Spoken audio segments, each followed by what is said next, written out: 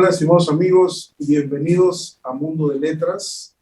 Como todos los viernes, hoy nos encontramos con un personaje especial que está en la Ciudad de México, el maestro Carlos Azar Mansur, quien es poeta, escritor, maestro de historia del teatro. Bienvenido, maestro.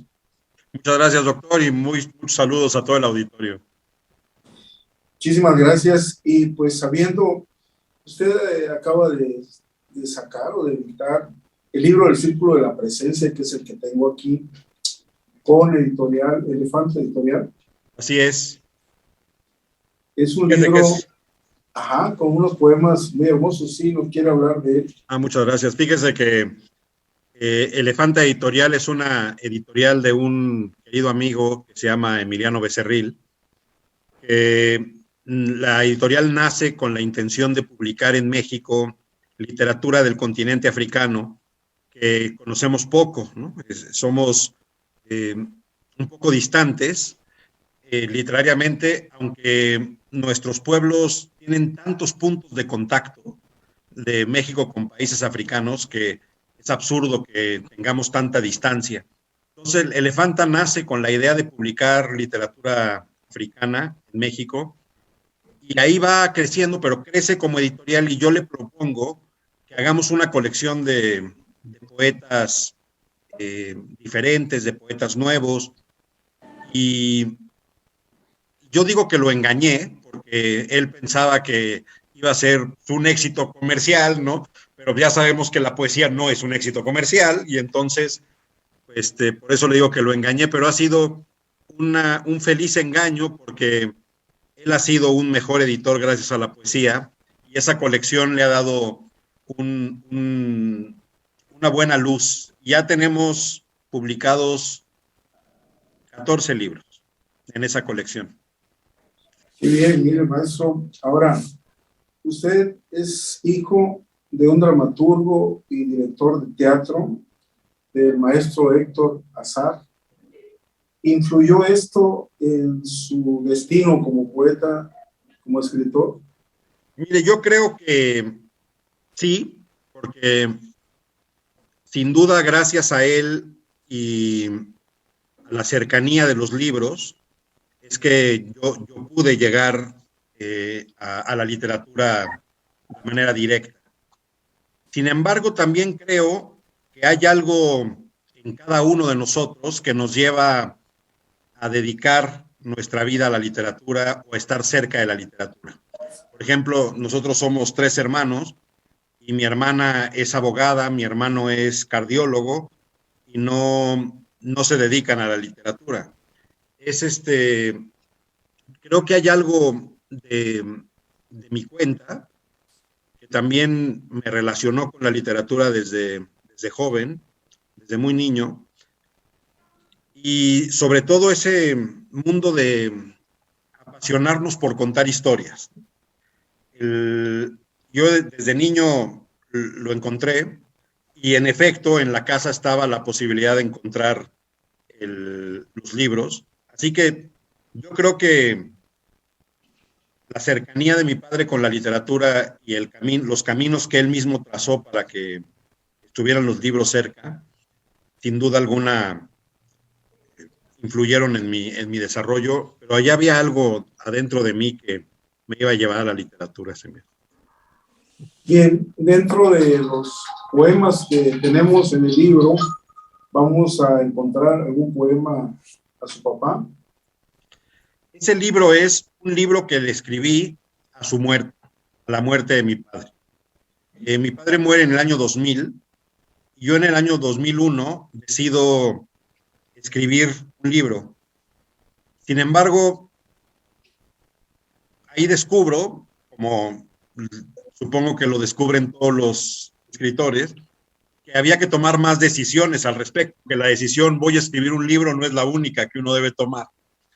Y entonces empecé a escribirle textos que un poco iban desordenadamente, que eran como grandes peces perdidos en un océano, y de pronto, y eso lo debo confesar de manera frontal, en un viaje que hice a Tuxtla Gutiérrez, escribí la elegía 1 que está en ese libro.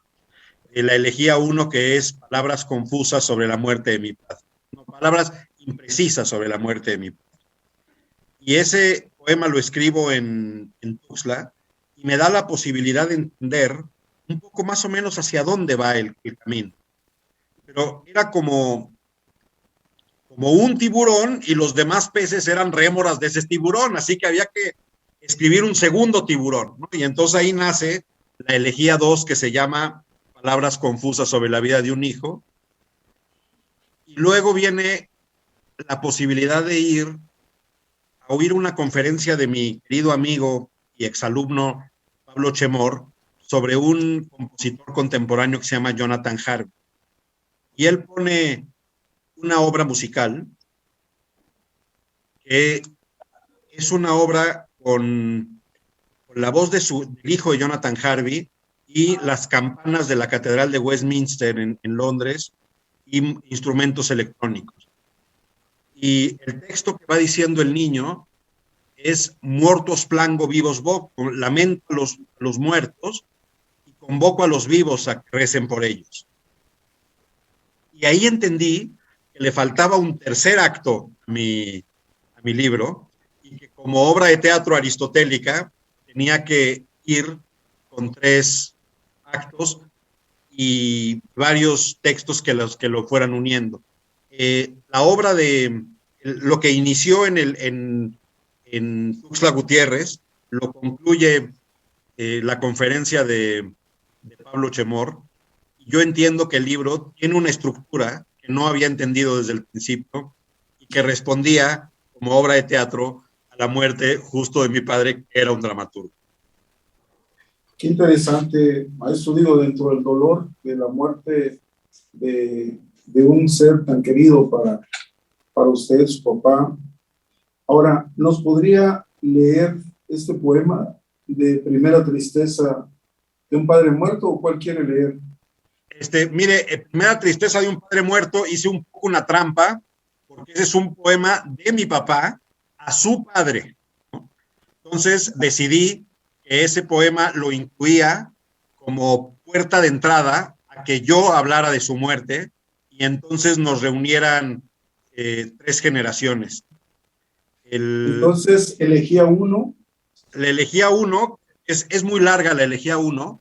Si quiere, puedo leer el intermedio, que es la saudade, la habitación del mar.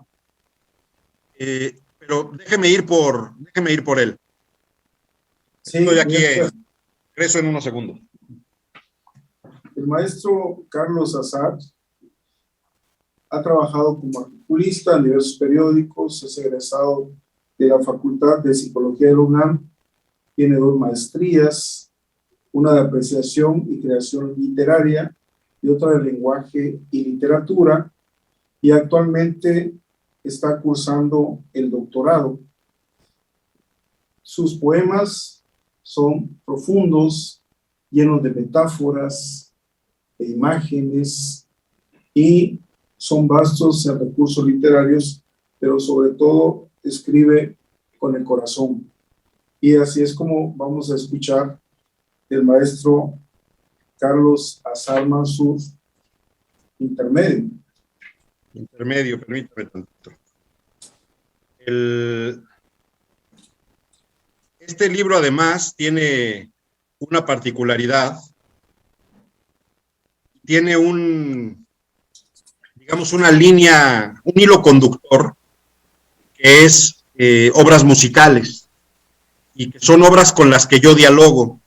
Y esta es una obra que me impresionó mucho cuando la conocí, y es el preludio de una obra de un gran guitarrista paraguayo que se llama Agustín Barrios Mangoré, y es el preludio a una obra majestuosa que se llama La Catedral.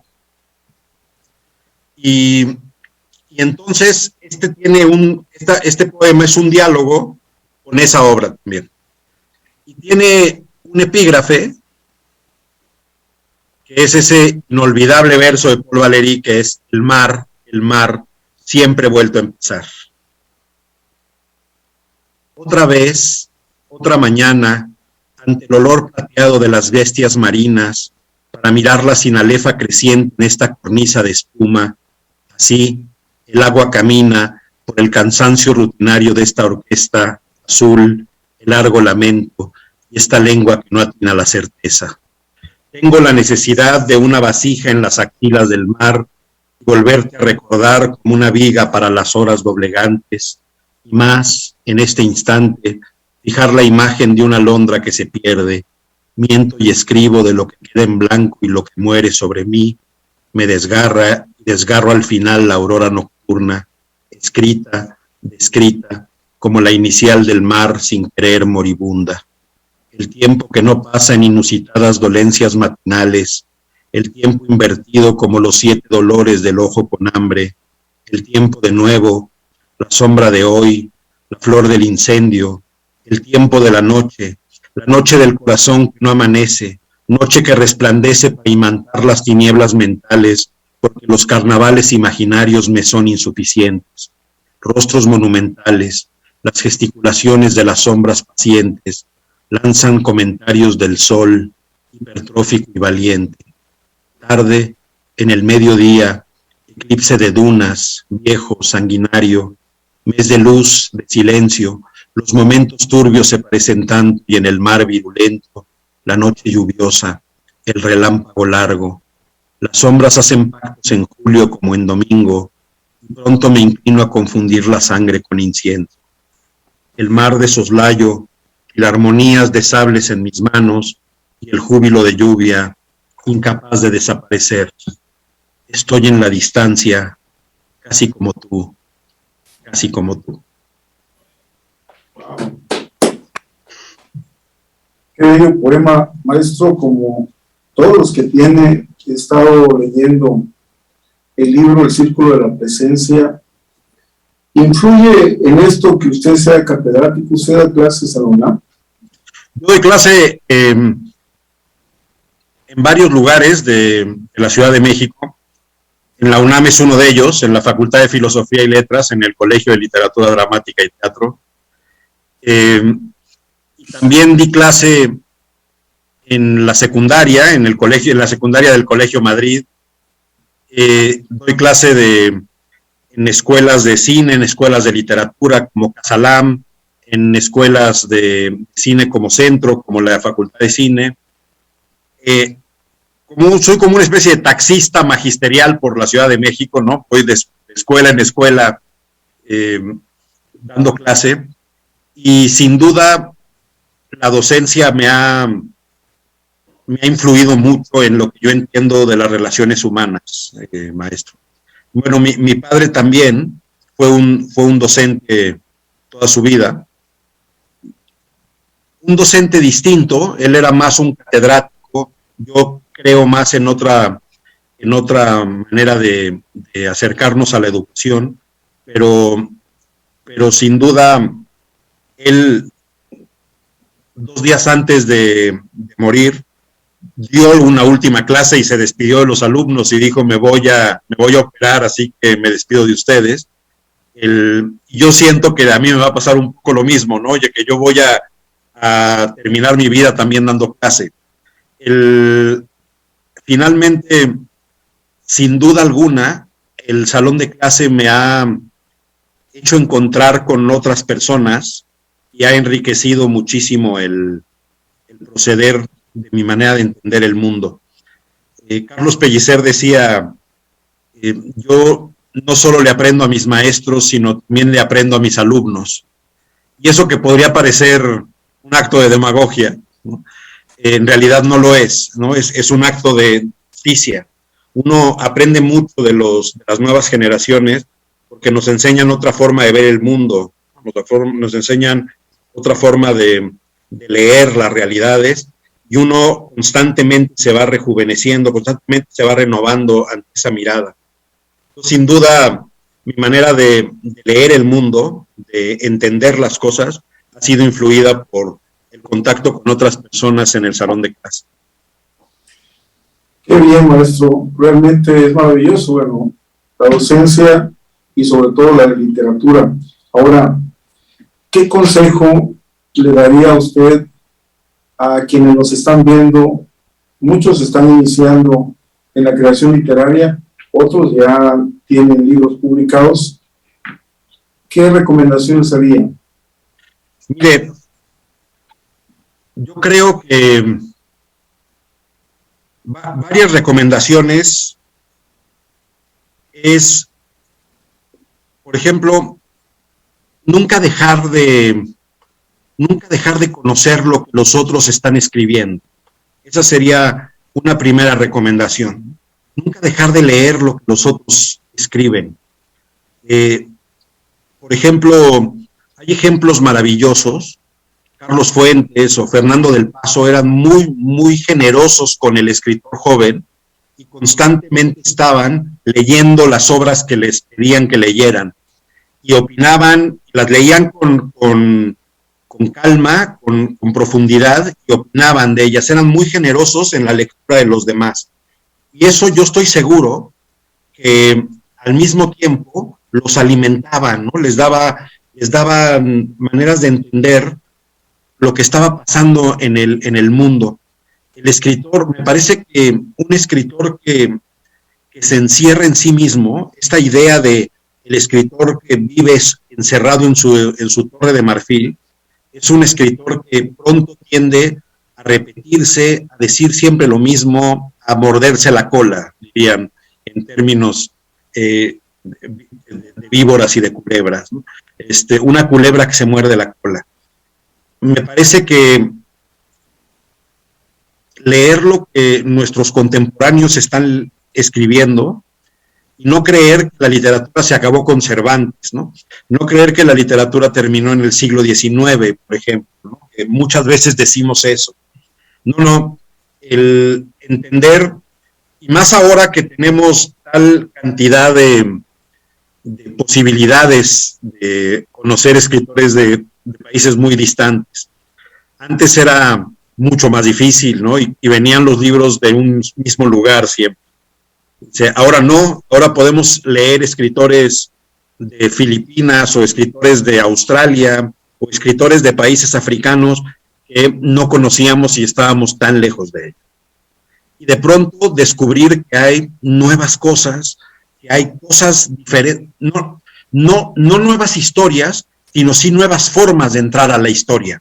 Y eso es muy alimentador, ¿no? Alimenta mucho al nuevo escritor. Entonces, no dejar de leer lo que se está escribiendo en el mundo sería un primer consejo. Luego, no dejar de creer que uno tiene cosas que decir. Y para eso hay que ser lo más exhaustivo a la hora de perfeccionar las cosas que decir. Ser un gran maestro a la hora de construir el libro, pero sobre todo, tener algo que decir. Y querer que los demás escuchen eso que tenemos que decir. Eso me parece que también podría ser un consejo. Fíjese que ahora en la pandemia me acordé que, sobre todo porque a la gente de teatro le pidieron que cerraran los teatros de un día para otro. Entonces, un día dieron una función y al día siguiente ya no pudieron dar la siguiente. Me acordaba que la gente de teatro tiene la costumbre de dejar una luz prendida en cada teatro porque vamos a volver al día siguiente. Entonces, en la pandemia, esa luz estuvo encendida 1 año, 7 meses. Y volvimos, ¿no? Esto es, la gente de teatro volvió a tocar el escenario y volvió a llorar frente a ese escenario. Y me parece que eso es una enseñanza para todos. Ese foco está prendido para todos nosotros. Y constantemente volvemos a él porque vamos a trabajar, porque ese escenario nos espera, porque está frente a nosotros la posibilidad de hacerlo. Nunca dejemos pasar esa oportunidad. la oportunidad de hacerlo. Y si tenemos la disciplina de escribir todos los días y entonces crear lo que los escritores llaman el oficio, entonces seremos unos privilegiados, ¿no? Somos los privilegiados que tienen la posibilidad de escribir todos los días. Pero si no, siempre tengamos la idea de que tenemos la posibilidad de acercarnos a escribir y a decir lo que queremos decir. Ese me parece que sería un consejo final. Nunca dejes de decir lo que tienes que decir. Muchas gracias, maestro. De hecho, el tiempo se nos ha ido, pero en esta plática amena con un maestro como usted y donde hay mucha gente deseosa de escucharlo, de compartir sus poemas, ¿dónde podrían ellos encontrar el Círculo de la Presencia? Mire, está en la plataforma de Amazon, ahí está el libro, está en otras plataformas como Buscalibre también, y en la librería, en las librerías está, en las librerías del Fondo de Cultura Económica, está en las librerías El Péndulo de la Ciudad de México, y en la misma editorial, ¿no? La misma editorial tiene la posibilidad de envíos de los libros, pero sobre todo en Amazon, ahí sí se puede conseguir el libro. Y Entonces, no, muchísimas gracias, maestro. El Círculo de la Presencia del maestro Carlos Azar Mansur, con quien hemos estado conversando en Mundo de Letras. No se pierdan el programa Cronómetro a las 5 de la tarde con todo lo de deportes. Y maestro, un abrazo de Año Nuevo. Le agradezco muchísimo el que esté en contacto con tantos escritores, entre ellos nosotros, aportándonos su conocimiento. Al contrario, doctor, el privilegio es mío y yo de verdad cuento los días para poder viajar a Chiapas y estar con todos los chiapanecos que quiero tanto y que tantas veces he estado cerca de ellos. Cuento los días para poder volver allá y poder trabajar con los que escriben y con los que leen allá en mi querido estado de Chiapas. Muchas gracias, maestro. Un abrazo y nos vemos, amigos, en Mundo de Letras. Hasta luego. Un abrazo.